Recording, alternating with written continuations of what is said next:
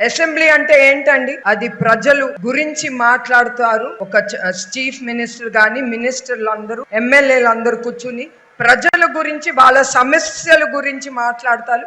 ఏమి చేస్తే ప్రజలకి ఉపయోగపడుతుంది అనేది మాట్లాడతారు. అట్లాంటి అసెంబ్లీలో నన్ను అనరాని మాట్లాడతారు. అది అవసరమా?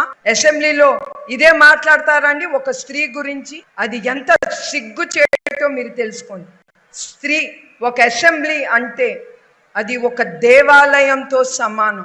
ఎందుకంటే అక్కడ ప్రజల గురించి మాట్లాడతారు. ఒక స్త్రీ హేళన చేయటం కాదు. కానీ నీకు మళ్ళీ చెప్తున్నాను, నాకు మా నాన్నగారి పౌరుషం, ధైర్యం చాలా ఎక్కువ. ఒక్క నిమిషం ఏమైనా బాధపడి ఉంటా గాని నా బాధల్లో నన్ను కించపరిచారని కాదు. వాళ్ళకి అవసరమా అసెంబ్లీ అనేది?